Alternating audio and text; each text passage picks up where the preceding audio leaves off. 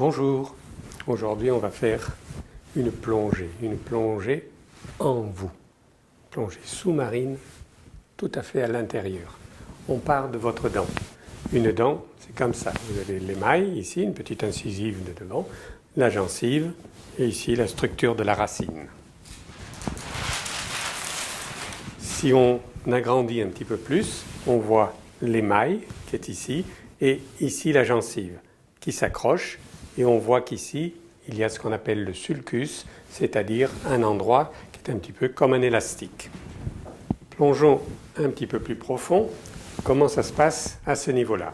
À ce niveau-là, nous avons toujours l'élastique ici et ici ce qu'on appelle l'attache. Environ 2 mm, environ 1 mm. Ça fait 3 mm en tout. Au niveau de l'attache, nous avons la racine, ici la gencive et des fibres qui viennent ici s'ancrer dans votre gencive et ici qui viennent s'accrocher avec ce qu'on appelle le sément. Ces fibres sont extrêmement nombreuses. Si on regarde la structure maintenant, la structure d'une fibre, eh bien ce sont des cellules qui sont arrangées ensemble, qui sont fabriquées par votre génome avec toujours pareil, un alignement comme ça pour faire les lignes de force, un petit peu comme dans un cordage.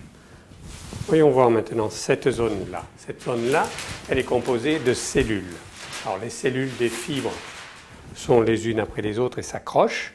Et une cellule, c'est fait d'une membrane et d'un noyau.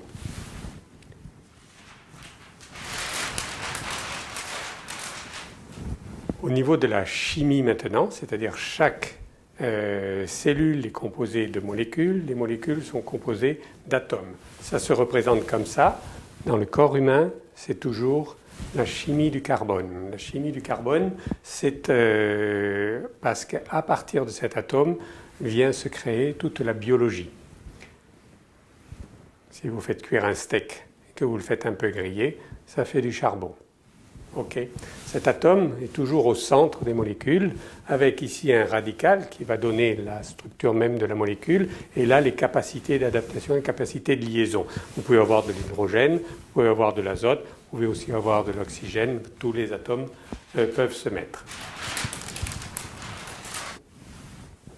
Et voyons maintenant ce qui se passe au niveau de l'atome.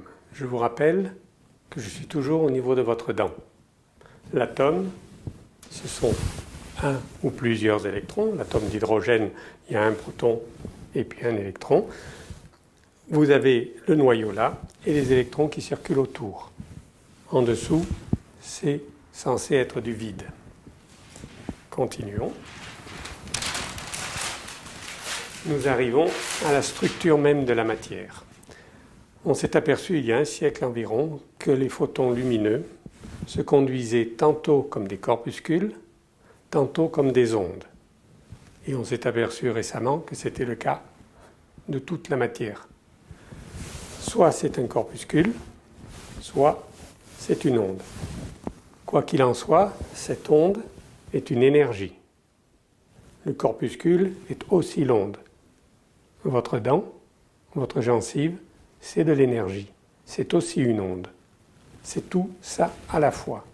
Ce que je veux dire par là, c'est que tout ce que l'homme écrit, tout ce que l'homme fait depuis quelques millénaires maintenant, ça représente bien ce que nous sommes, ce que vous êtes, ce que votre dent est. Votre dent est à la fois de la matière et c'est aussi de la pure énergie.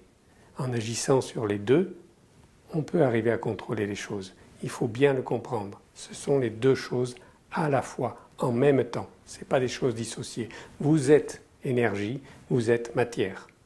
On aura de quoi en reparler. À bientôt.